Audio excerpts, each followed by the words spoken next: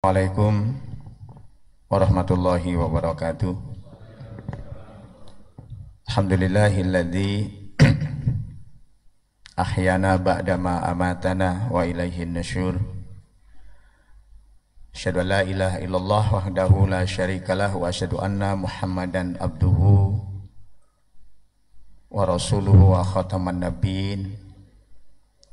Allahumma shalli wa sallim wa barik ala Muhammadin wa ala alihi wa sahbihi wa man tabi'ahu bi ihsani ila yaumiddin.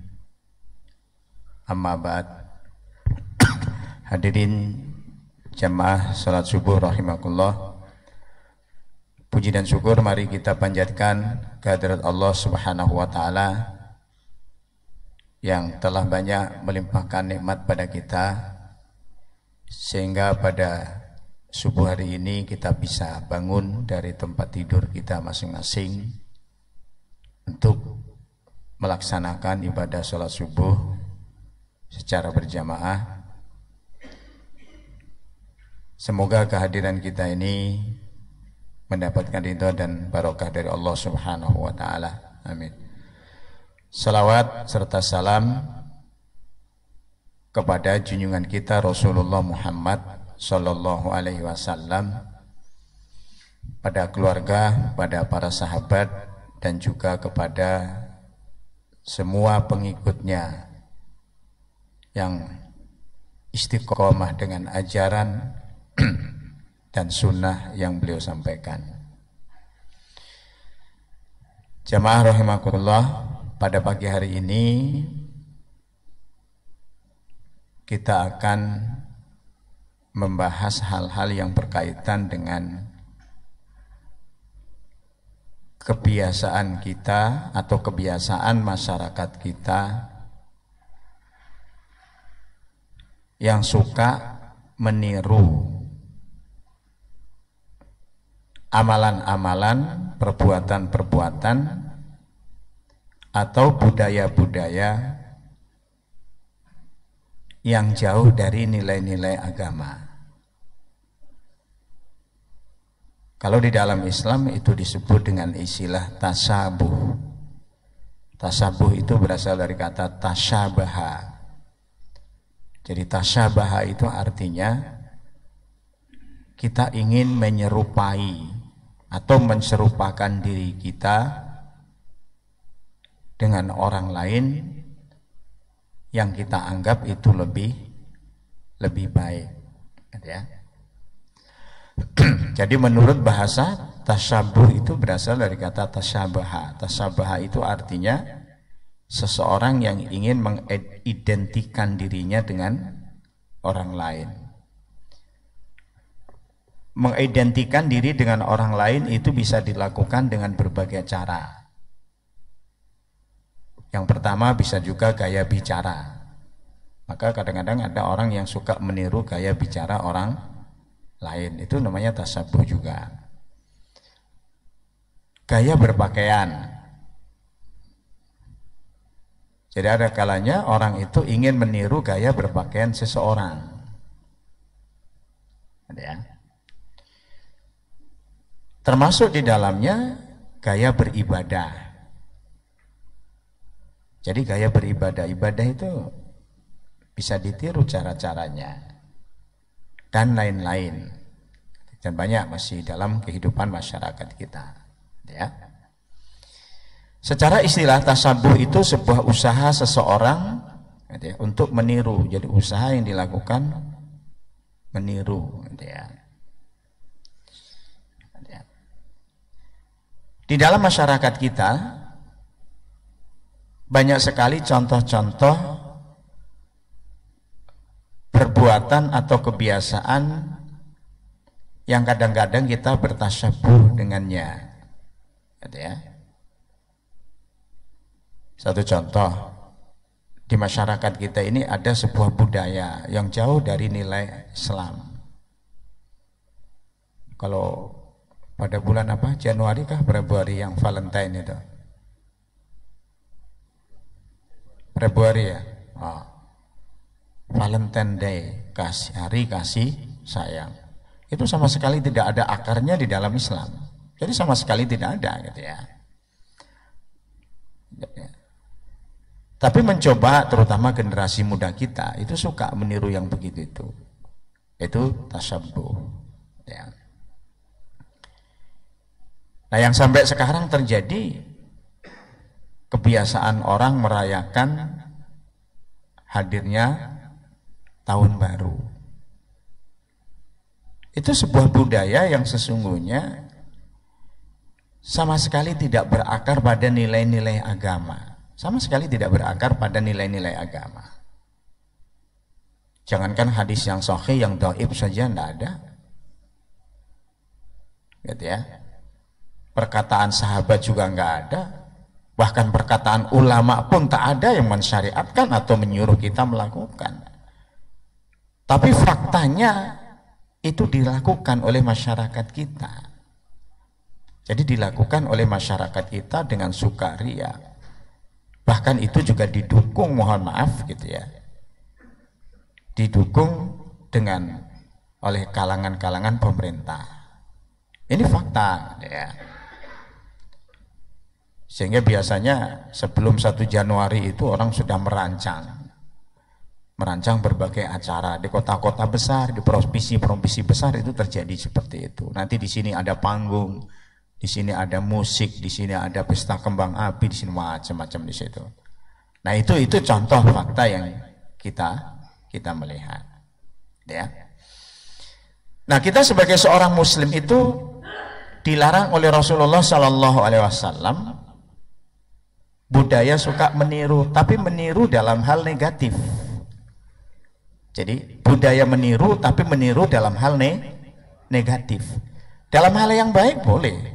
Jadi tidak semua tasabuh itu mesti hukumnya haram, tidak. Tapi kita pilah dulu mana yang ada akar syariatnya dan mana yang tidak. Kalau di situ ada akar syariatnya, hampir dipastikan ada nilai manfaat yang bisa didapatkan ketika kita meniru.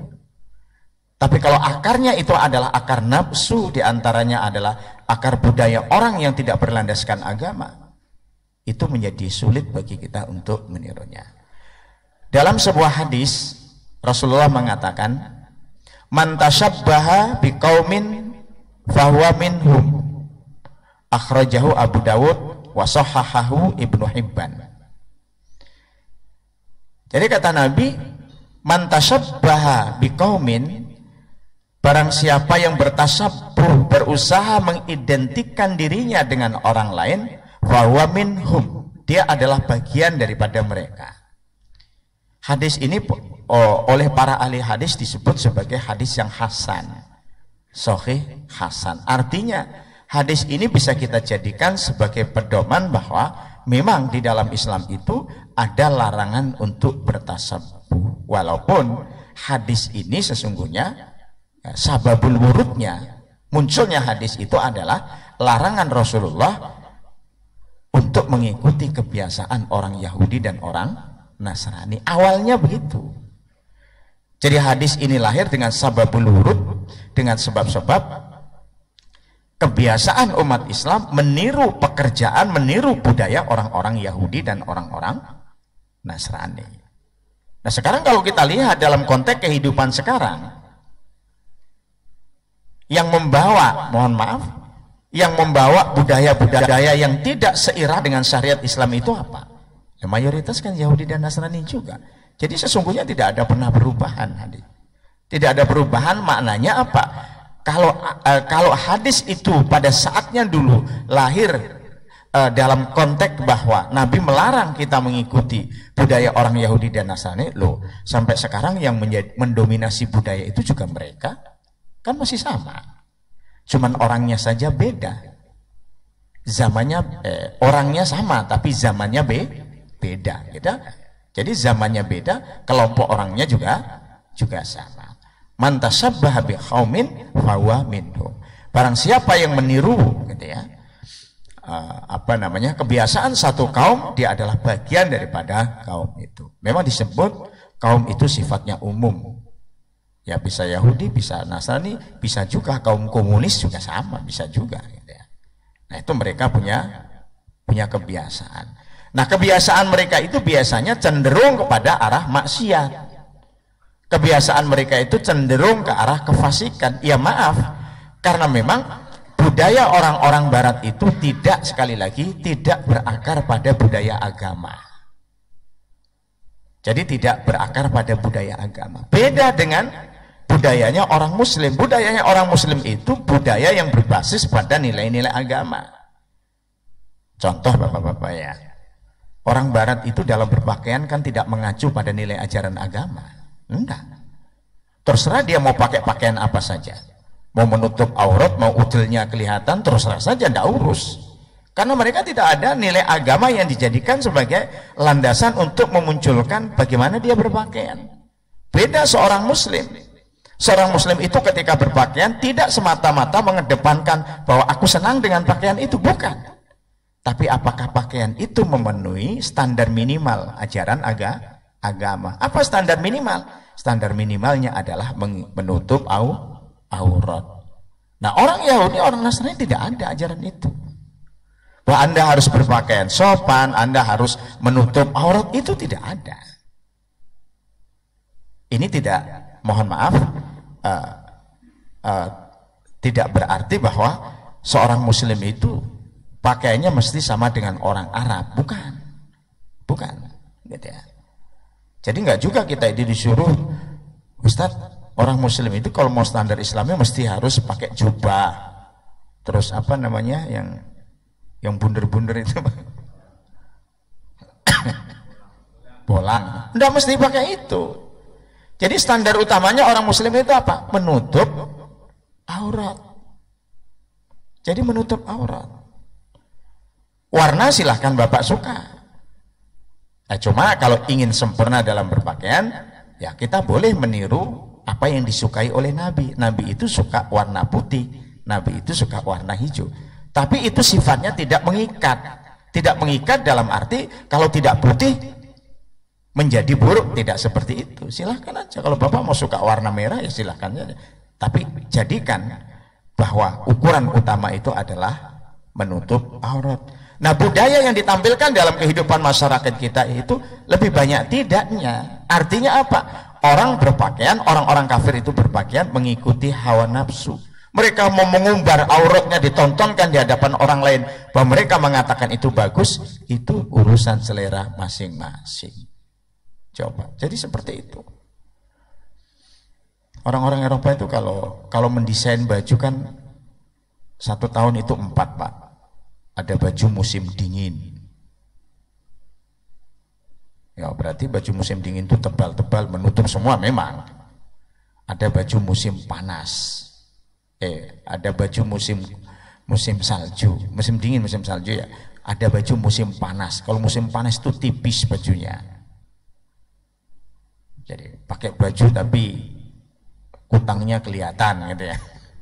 Kan ada seperti begitu, gitu ya. Ada baju musim semi. Ya silahkan aja disesuaikan dengan, tapi kewajiban menutup aurat itu tidak bisa ditawar di dalam Islam. Jadi kewajiban menutup aurat itu tidak bisa ditawar, gitu ya. Itu contoh cara berpakaian. Maka sekali lagi, cara berpakaian itu kita tidak harus bertasabuh dengan orang-orang kafir, gitu ya. Kalau orang Indonesia biasanya pakai baju begini, pakai baju koko, ya bagus, silahkan saja pakai, tak apa-apa. Jadi tidak berarti saya mengatakan bahwa mesti harus sesuai dengan pakaian orang Arab, enggak. Ya. Di sini kalau orang pakai jubah, gitu Pak ya, pakai jubah, pakai bolang, gitu, itu kan seperti ustadz besar begitu. Di Arab Saudi tukang mengaspal itu juga pakai itu juga. Loh betul Pak. Yang kerja batu tukang aspal, itu pakai bolang juga. Lah kan tidak masuk kan jadinya kalau seperti begitu. Bagaimana kita ini? Kita menganggap sebuah pakaian seperti itu seolah-olah dia guru besar, kiai besar, ulama besar. Ternyata di Arab Saudi tukang aspal pun pakai itu. Nah jadi ya itulah gitu ya. Jadi begitu gitu ya. Tukang panggul kurma itu juga pakai itu juga sama. Gitu ya. Gitu ya. Gaya hidup. Nah, gaya hidup itu juga termasuk dalam bagian yang kita itu sering meniru Bapak, gitu ya. Jadi gaya hidup. Gaya hidup itu cara berbicara, gitu ya. Gaya hidup itu pola makan, bisa juga gaya hidup itu, gitu ya. Mereka suka minum minuman keras, kita juga minum alkohol juga. Lah ya nggak cocok memang. Wong kita itu alkohol diharamkan, mereka makan babi, kita juga makan babi loh. Ya kalau sapi boleh Pak. Mereka makan babi, kita juga makan babi karena seleranya sama. Jadi saya kangen makan babi, kan begitu? Tidak boleh begitu. Buat orang Muslim itu dilarang, gitu ya. Jadi buat orang Muslim itu dilarang. Mereka gaya hidup itu bebas, gitu ya. Tidak ada lembaga perkawinan yang kuat di sana. Suka sama suka melakukan hubungan, punya anak urusan belakang. Loh kita nggak bisa mengikuti budaya begitu. Karena pola pernikahan membentuk keluarga itu juga diatur di dalam syariat Islam. Jadi bagaimana kita ini sebagai seorang muslim, namun kita punya gaya hidup itu mengikuti orang-orang kafir. Tidak masuk semuanya itu. Itu satu contoh. Jadi meniru-niru dalam hal yang yang buruk dan tidak diperbolehkan di dalam agama. Gitu ya. Ada sebuah hadis gitu ya. Ghayyiru gitu ya, asyaiba wala tasabbahu bil yahudi, gitu ya. Gitu ya.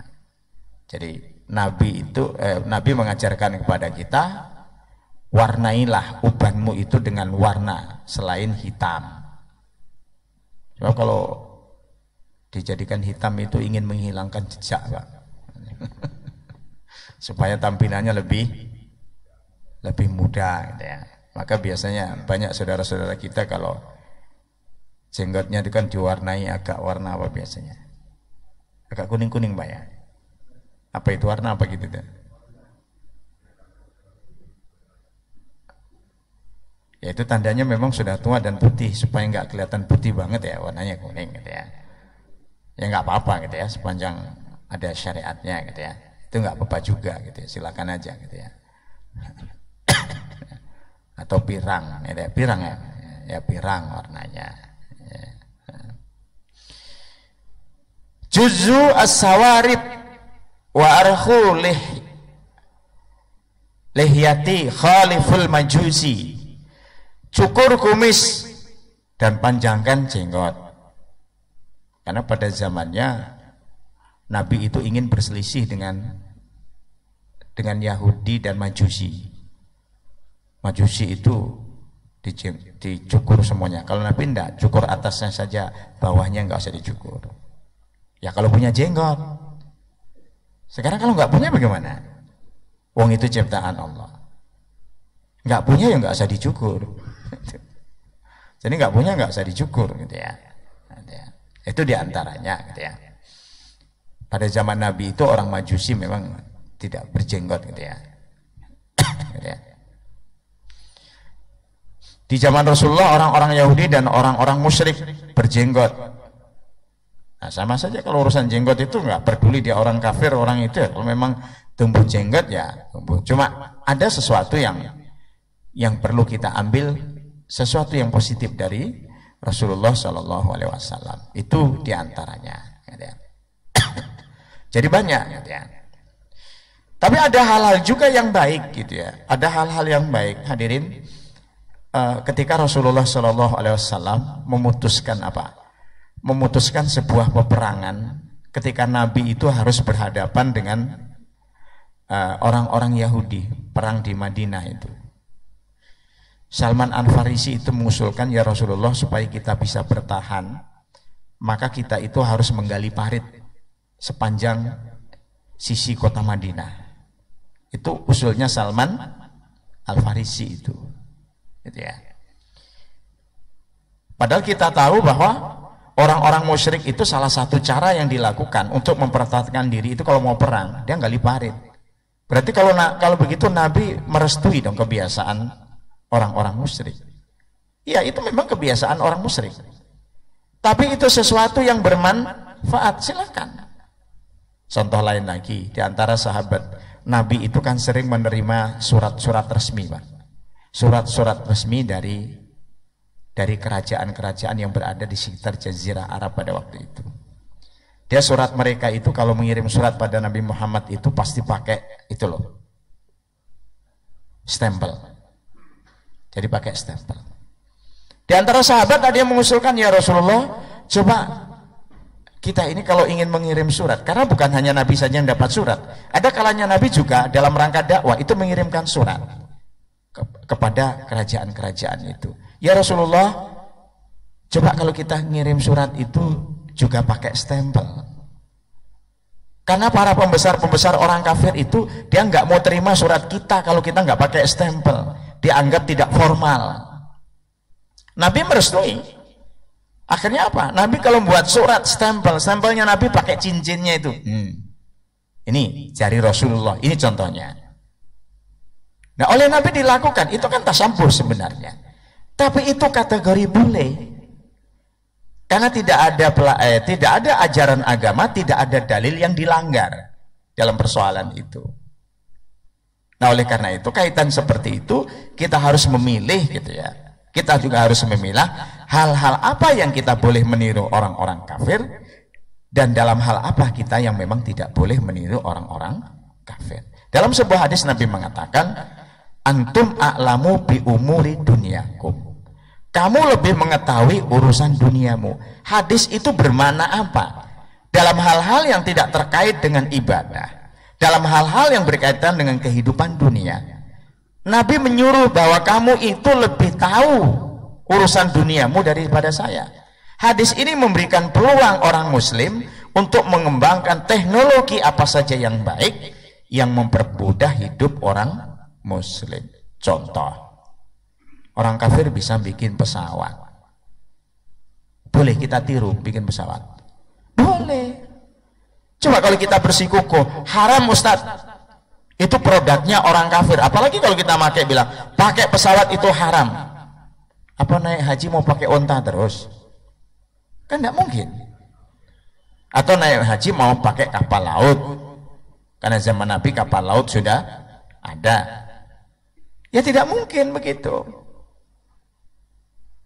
Hal-hal yang baik yang dilakukan dalam rangka untuk memperbaiki hidup, dalam rangka untuk mendukung agama boleh. Contoh, kita pegang HP. Boleh nggak pegang HP? Boleh.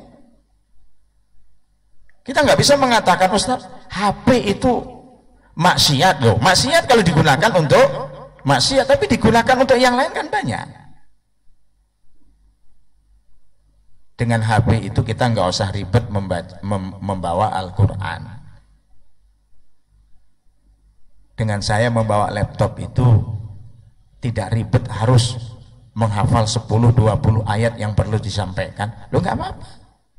Itu kan teknologi yang mendukung bagaimana kita menyampaikan dakwah. Gitu ya. Jadi seperti itu. Tidak boleh Ustaz kita itu mau pakai sosial media. Sosial media itu termasuk produk yang saya katakan bebas nilai. Tergantung siapa yang menggunakan. Dia digunakan dengan kebaikan melahirkan pahala. Tapi kalau digunakan untuk selfie terus pekerjaannya, ya dosa memang. Yang dosa itu bukan HP-nya tapi manusianya, tergantung dia mau pakai.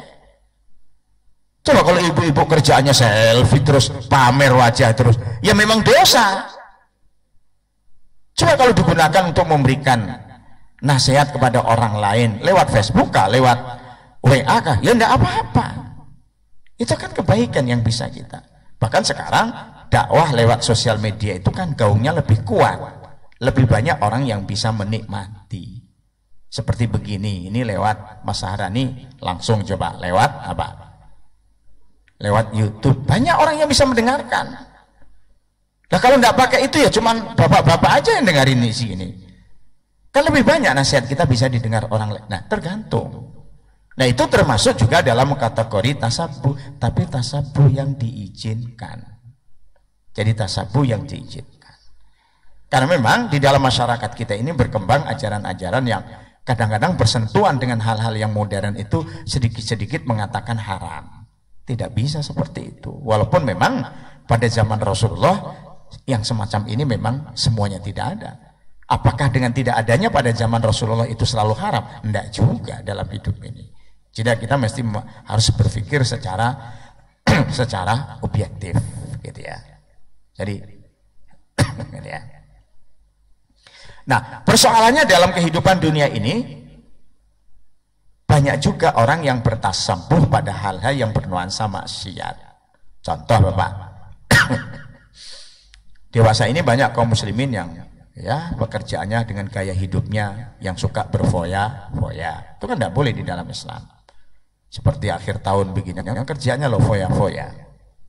Uang miliaran dihabiskan hanya dalam waktu satu malam. Menembakkan apa yang bunyi keras itu, Pak? Itu loh harganya mahal. Mahal nggak itu? Mahal, ada yang bilang sampai 100.000. Loh 100.000 kok dibelikan begitu? Buat orang tidak bisa tidur. Di Kilo itu banyak yang melapor ketika, Ustadz, ayam saya itu stres. Loh iya, Pak. Jadi pelihara ayam itu ayamnya stres, tidak mau makan. Gara-gara apa? Di dekat kandangnya situ ada mainan begitu, stres ayamnya loh. Itu kan bikin madorot orang lain. Anak-anak kecil itu stres, nggak bisa tidur itu. Bapak-bapak yang tua-tua itu juga bisa stres itu. Nggak bisa tidur itu. Nah kayak begitu kan ya nggak boleh. Ya, pesta minuman keras. Maka di pantai-pantai itu biasanya berhamburan minuman keras kalau pesta tahun baru. Ya. Bahkan ada kondom-kondom yang berhamburan. Nah, apa yang dikerjain pikiran saya? Nah kebiasaan begitu itu memang kebiasaan yang sama sekali bertentangan dengan syariat Islam. Jadi berpesta pora.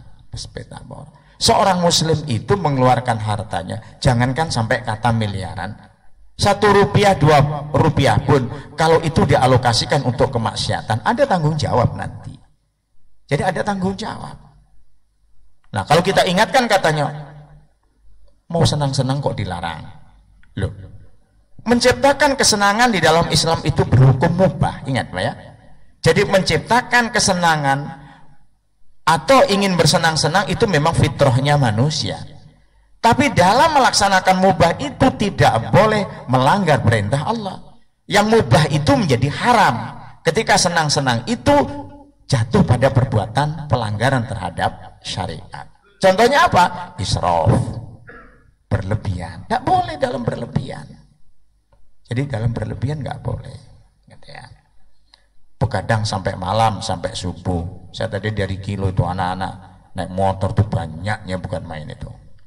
Dari mana itu? Ya dari pantai-pantai itu sudah. Ada. Ya lebih baik tidur lebih awal, bangun lebih awal, sholat malam. Oh, bagus seperti itu. Gitu ya. Merayakan ulang tahun yang berlebihan. Nah, itu termasuk hal-hal yang dilarang di dalam Islam, gitu ya. Tadi ada hadis antum a'lamu bi umurid dunyakum.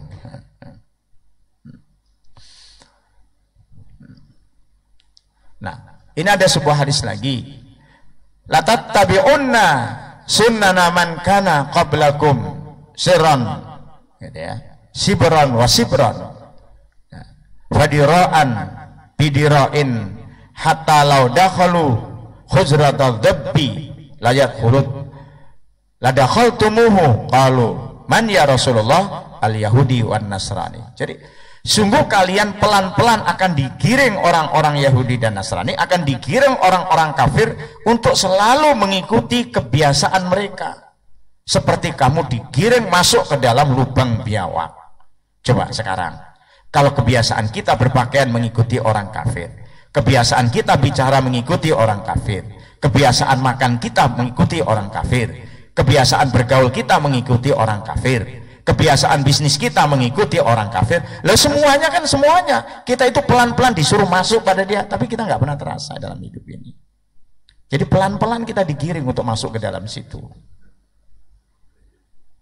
Jadi lama pelan, enggak, itu kan masalah pakaian saja, enggak apa-apa, sesuai dengan selera. Kalau sudah sukses dengan mereka mempengaruhi kita dalam persoalan pakaian, oh enggak, itu kan masalah selera makan saja, enggak apa-apa itu. Semuanya jadi nggak apa-apa gitu ya. Nah, kita dilarang oleh Rasulullah SAW. Kata Rasulullah, kamu pelan-pelan digiring masuk ke dalam lubang, gitu ya, lubang biawak, gitu ya. Jadi lubang biawak. Nah, itu padahal itu sesuatu yang dibenci oleh Allah Subhanahu wa taala, gitu ya.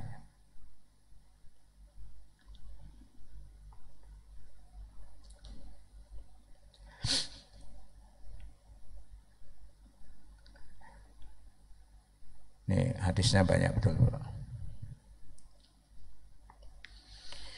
Nah, sekarang apa urgensinya gitu ya? Urgensi larangan kita itu suka bertasabuh dengan orang lain, terutama dengan orang-orang kafir. Hadirin, Islam itu adalah ajaran agama yang mengajarkan kepada kita sebuah identitas tertentu. Jadi identitas tertentu. Gitu ya. Sehingga karakteristik umat Islam itu harus dibangun berdasarkan identitas yang diajarkan di dalam Islam. Contoh, di dalam hadis dikatakan, idza laqitahu fasallim alaihi, itu identitas. Kalau kamu bertemu dengan orang muslim itu, sampaikan salam. Salam itu identitas orang muslim. Walaupun sekarang itu sudah mulai diacak-acak juga, Pak. Mulai diacak-acak itu maksudnya bukan muslim pun itu biasanya suka salam, gitu ya. Hati-hati gitu ya.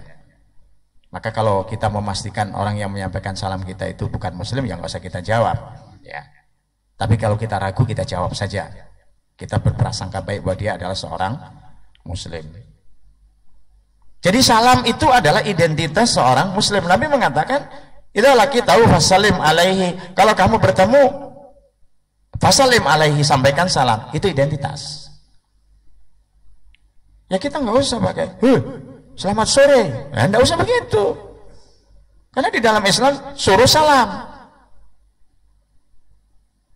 Kalau kita bilang selamat pagi, sore bisa enggak selamat itu? Karena cuma pagi saja di situ bunyinya. Tapi kalau assalamualaikum itu sepanjang masa ya enggak ada batasan waktu gitu ya. Gitu ya. Nah, kita itu kadang-kadang sulit juga, Pak. Jadi pejabat itu memang sulit kadang-kadang.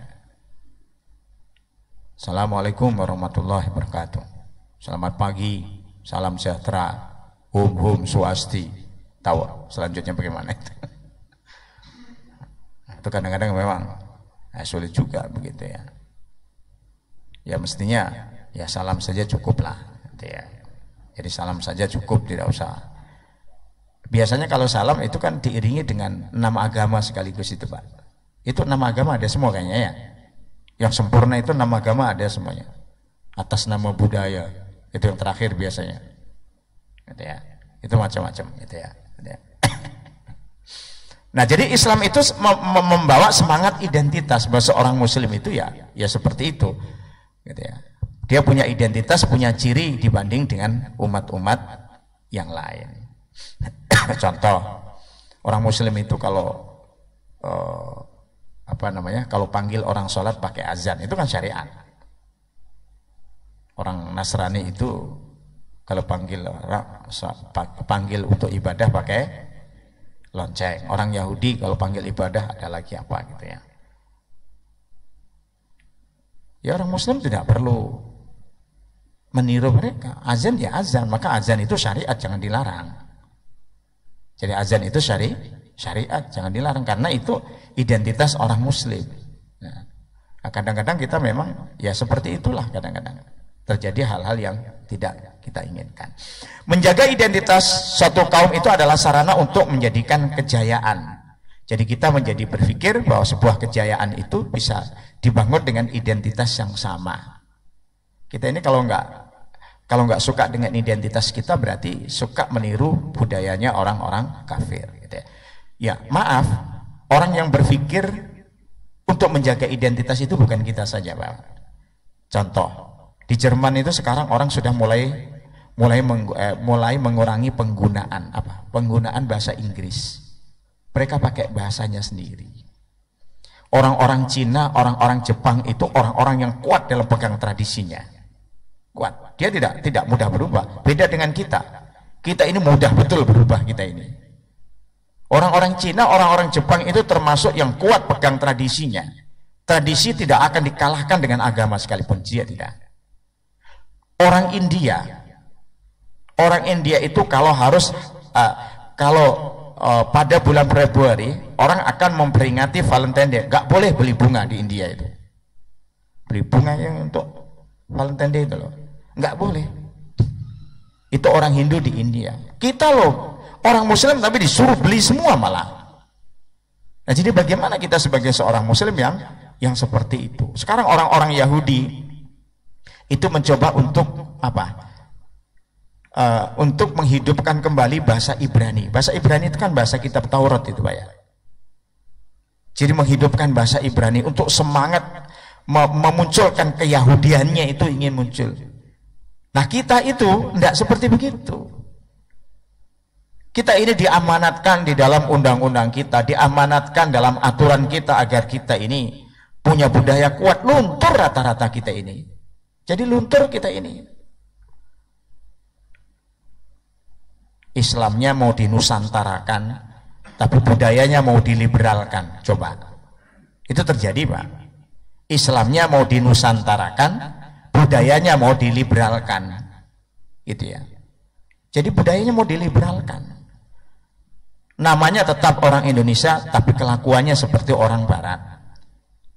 Hai, kita itu masuk dalam areal yang seperti itu. Nah, mestinya kita itu ya jangan yang seperti itu, gitu ya. Jadi nggak boleh, gitu ya.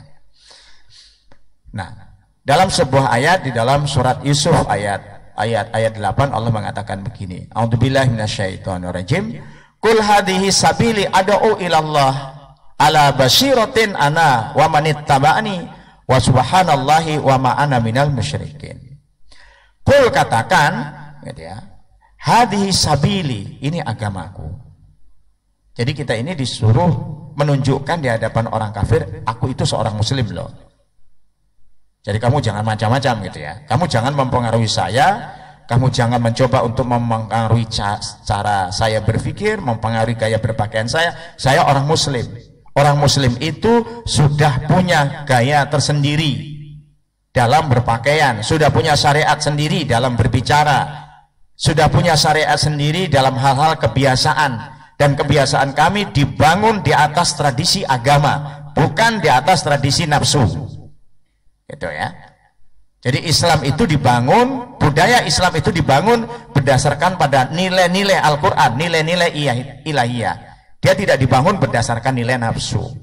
Bukan suka atau tidak suka, bukan. Tapi boleh atau tidak di dalam Islam itu. Itu perlu kita sampaikan dengan orang lain. Bagi saya itu haram, bagi kamu tidak, silakan saja. Bagi kamu membuka aurat itu tidak apa-apa, bagi kami itu haram. Ya sampaikan saja begitu. Maka Nabi mengatakan Islam itu ya'lu wala yu'la alaih. Itu Islam itu tinggi, tidak ada yang lebih tinggi daripada Islam. Cuman kadang-kadang orang muslim itu tidak bangga dengan ajaran agamanya. Begitu dihadapkan dengan orang-orang kafir, dia cenderung minder. Apa minder itu? Nggak pede, Pak. Padahal nggak begitu, gitu ya. Jadi nggak begitu, gitu ya. Jadi kul hadhihi sabili ad'u, gitu ya, ilallah, gitu ya. Katakan inilah jalan agamaku, gitu ya. Ala basyiratin ana wa manittaba'an, gitu ya. Aku dan orang-orang yang mengikuti mengajak kamu kepada Allah dengan hujah yang nyata. Jadi ada dalil yang bisa kita jadikan pedoman, gitu ya. Gitu ya. Menselisihi orang-orang kafir merupakan salah satu tujuan syariat.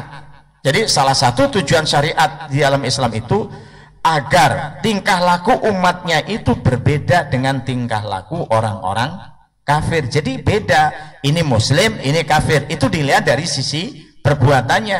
Nah, kalau orang muslim mengikuti orang kafir kan jadi sama. Mana yang kafir, mana yang muslim, semuanya sama. Tidak bisa seperti begitu.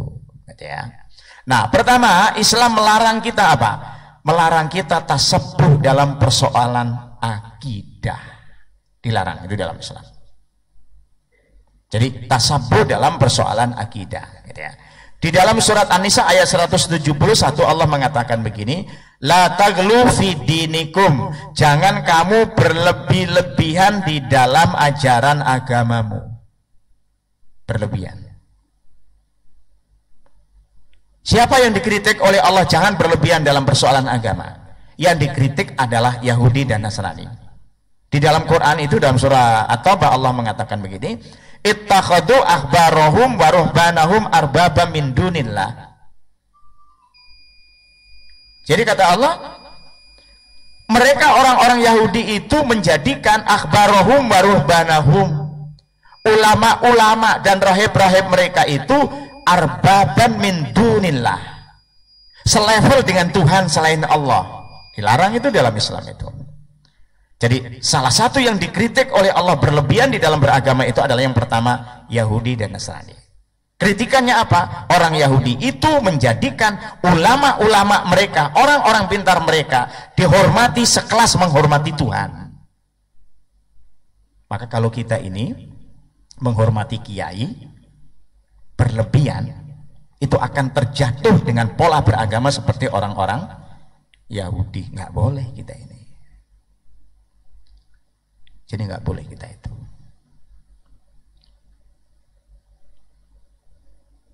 Menghormati Nabi berlebihan aja nggak boleh kok.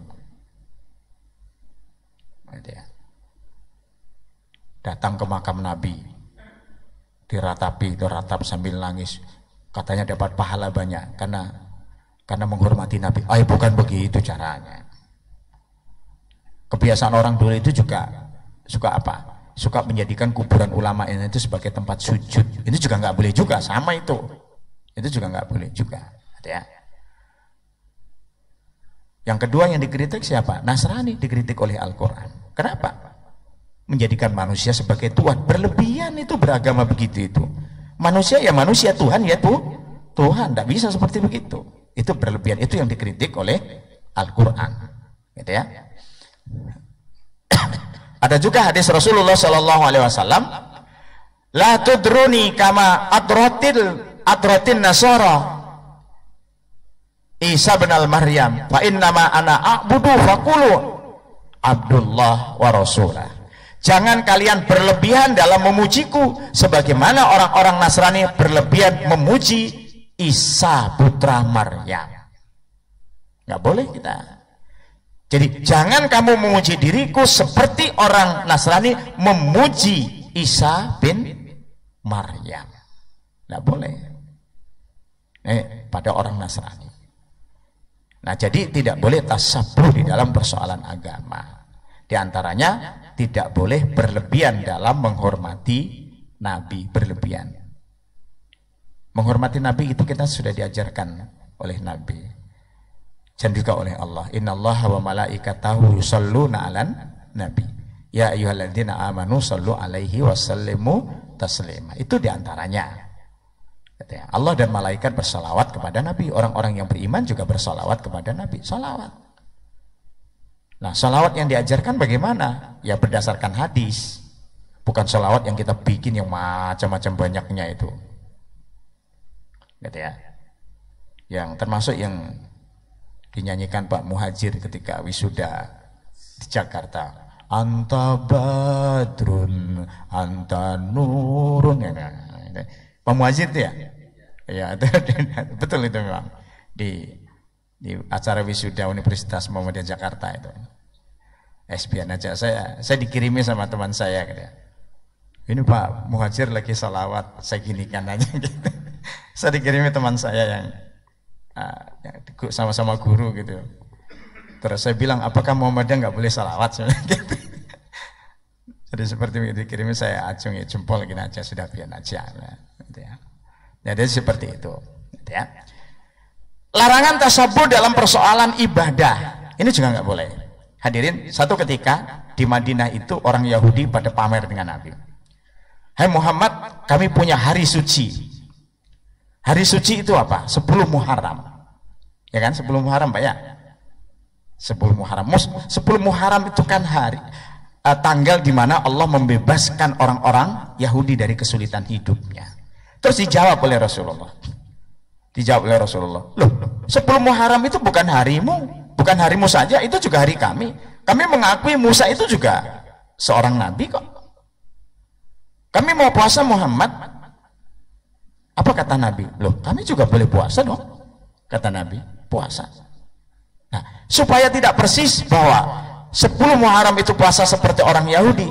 Lalu Nabi mengatakan, saya tahun depan kalau masih hidup, saya tanggal 9-nya juga akan puasa. Apa? Puasa Tasu'a itu ya. Ya, tapi Nabi belum pernah puasa Tasu'a. Karena apa? Ternyata umurnya Nabi tidak panjang. Tahun depannya Nabi sudah tidak ada. Boleh kita amalkan. Maka bagi kita, kalau mau ingin menyempurnakan apa yang dikatakan Nabi, ya bukan puasa tanggal 10 saja, tapi juga puasa tanggal 9. Itu untuk menselisihi kebanggaan orang-orang Yahudi, gitu ya. Jadi kebanggaan orang-orang Yahudi. Itu diantaranya apa? Bagaimana semangat syariat Islam itu tidak suka meniru orang-orang kafir yang sesuatu yang tidak pernah ada, tidak pernah ada dasarnya, gitu ya. Nah, itu diantaranya, gitu ya, diantaranya. Nah, hikmahnya apa? Hikmah larangan tasabuh itu yang pertama, tasabuh itu akan menghilangkan identitas. Jadi kalau kita ini suka meniru terus begitu ya, dan yang ditiru itu yang buruk, lama-lama identitas seorang muslim itu hilang. Lama-lama tinggal identitas orang kafir yang kita kerjakan. Bukan mustahil kalau identitas keislaman itu hilang, lalu yang kita amalkan identitas orang kafir, lalu kita menganggap antara kafir dan muslim itu sama saja. Nah, itu nggak boleh. Muslim dengan kafir itu beda, gitu ya. Lalu orang menjadi apa? Beragama itu menjadi minder. Jadi menjadi minder. Orang tidak berani kita menampilkan isyhadu bi anna muslimun. Persaksikan di hadapan orang lain bahwa Anda sebagai seorang muslim. Gitu ya. Muslim itu bagus dari itu semuanya. Saya kira demikian apa yang bisa saya sampaikan pada pagi hari ini. Semoga sesuatu yang sedikit ada manfaatnya. Bila ada sesuatu yang ditanyakan, silakan Pak Wahid. Saya sambil minum Pak Wahid ya.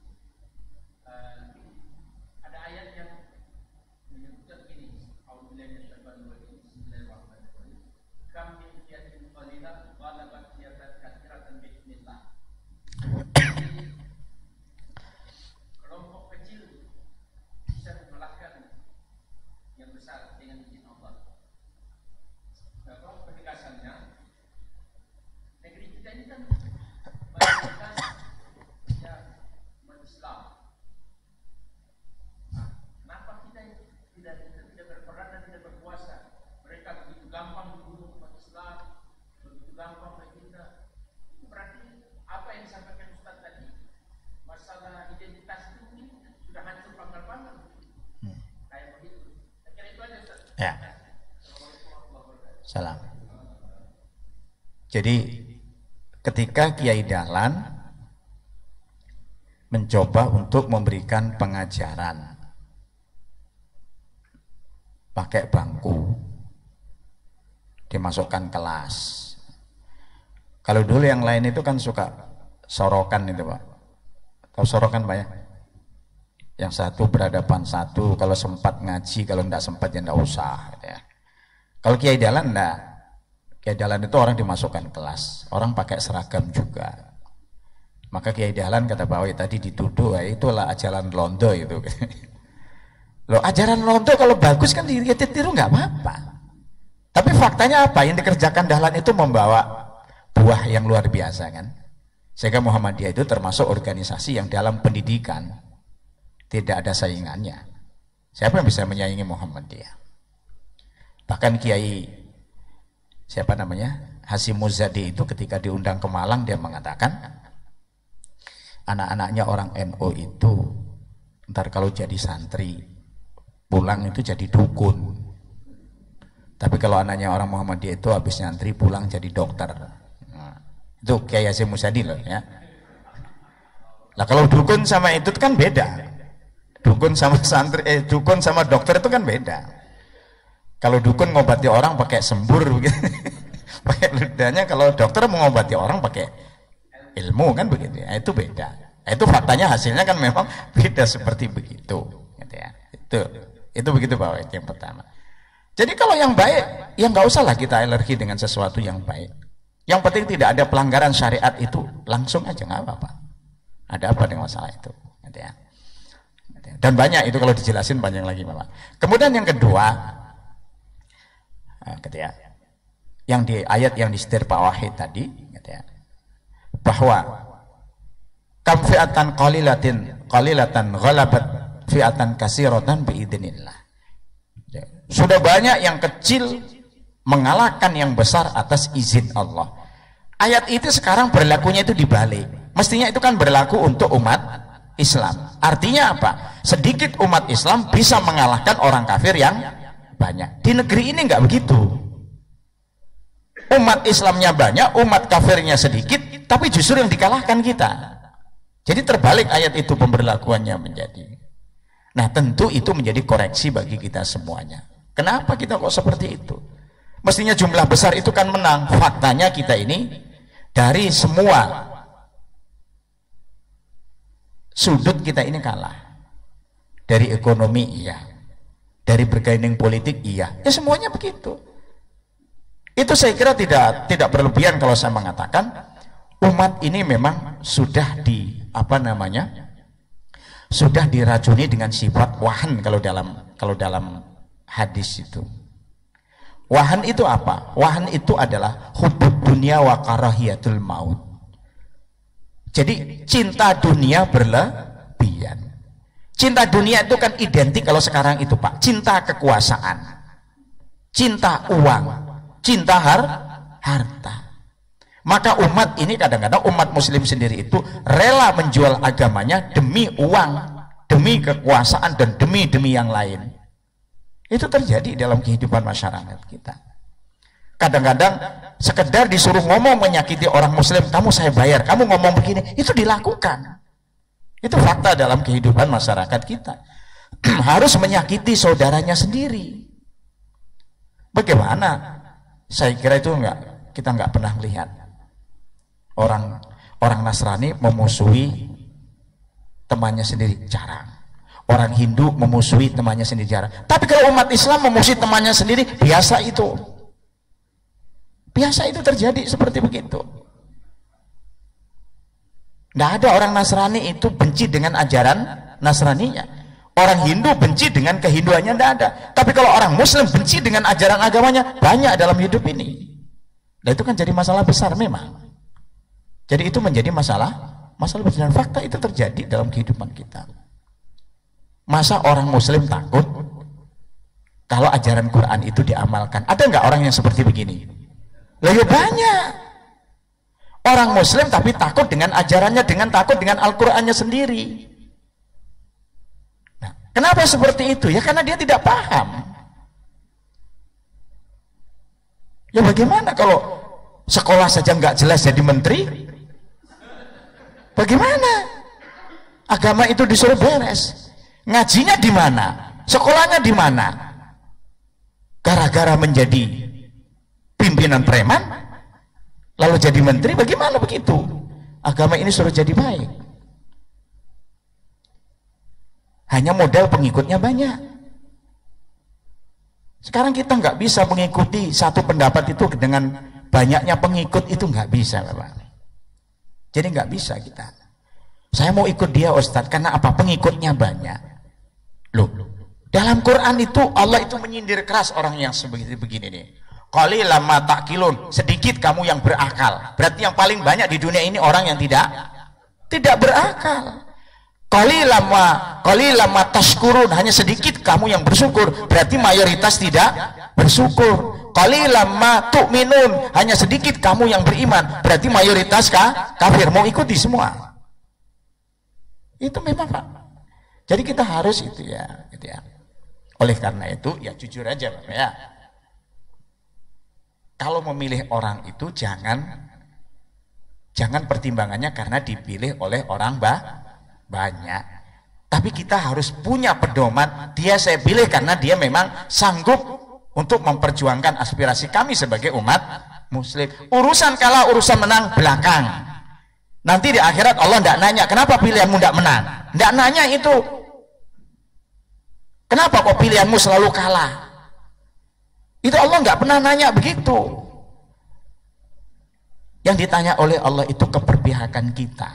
Sering saya sampaikan bapak-bapak, ada hadis yang panjang itu.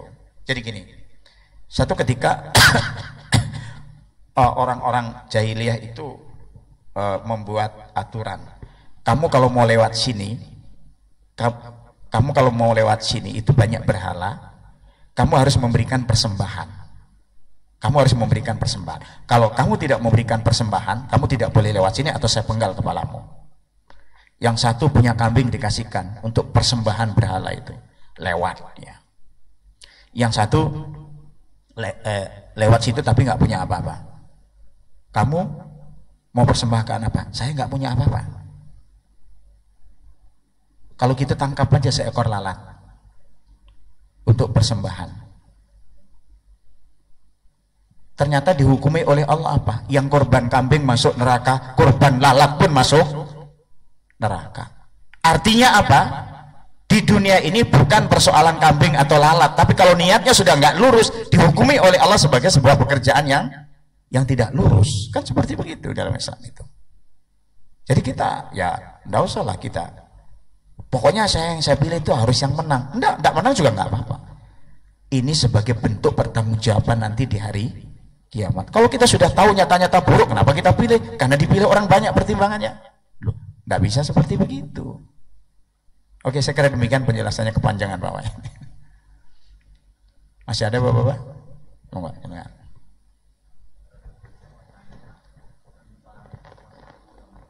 Ya.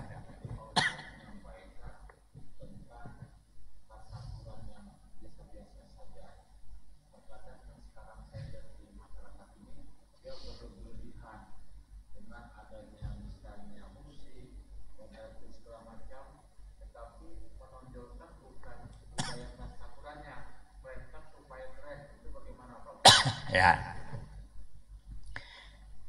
Jadi sebenarnya begini, tasyakuran itu boleh.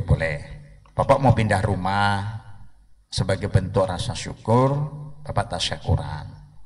Bapak undang teman-teman, ayo kita makan bersama, senang-senang kita di sini. Boleh senang-senang, nggak apa-apa. Tapi kembali lagi kata Quran apa? Gitu ya. Kul walbas watasoddaq bi ghairi syarafin wala mahilatin, dalam hadis Nabi. Silahkan kamu makan, silahkan kamu minum, silahkan kamu bersedekah. Wala syarafin wala mahilatin, tapi tidak berlebihan, israf dan berlebihan. Jadi boleh, tapi batasannya apa? Batasannya jangan berlebihan. Nah, termasuk musik tadi. Muhammadiyah itu tidak mengharamkan musik, tapi juga tidak menghalalkan dengan cara yang sebebas-bebasnya. Begitu pendapat Muhammadiyah itu. Di dalam tarjih itu ada bahwa di dalam keputusan Muhammadiyah itu ada bahwa musik, selama musik itu mengakibatkan orang menjadi hatinya lebih baik, menjadi halus hatinya, nggak apa-apa, silahkan. Tapi musiknya ndak karo Quran, merosak ndak karo karuan, lagunya lagu kucing garong. Lebih ya musik begitu, nggak boleh juga di Muhammadiyah seperti begitu, gitu loh. Jadi sekali lagi dalam urusan musik itu tidak ada larangan yang itu. Walaupun memang banyak saudara-saudara kita yang mengatakan pokoknya suara musik haram mutlak. Kalau Muhammadiyah tidak begitu, Bapak. Musik yang bagaimana yang halal itu tergantung konten musiknya. Jadi tergantung konten musiknya. Kalau konten musiknya itu merangsang orang melakukan maksiat, ya bisa saja. Seperti lagu yang kontennya memicu maksiat kan ada juga. Orang joget sama-sama, nenek-nenek juga joget di situ semuanya. Bagaimana ada memicu maksiat begitu? Itu yang begitu, itu yang tidak Yang tidak boleh, Bapak. Tentu yang tidak boleh. Jadi dalam hal kesenangan itu tentu tidak boleh melanggar israf itu tadi, berlebihan. Nggak boleh kita itu berlebihan. Gitu ya. Ya termasuk ketika kita ngadakan acara pernikahan, boleh mutar musik, boleh aja nggak apa-apa. Tapi dipilih-pilih juga musiknya. Kalau musiknya siapa namanya Maher Zain ya nggak apa-apa. Tapi kalau musiknya Inul Daratista yang joget ngebor itu bagaimana suruh begitu? Nggak karu-karuan kan ya nggak boleh juga gitu ya. Gitu Pak ya? Ya Pak. Ya. Sudah cukup Bapak? Saya kira demikian. Hadanallah wa iyyakum ajmain wa ala minkum. Assalamualaikum warahmatullahi wabarakatuh.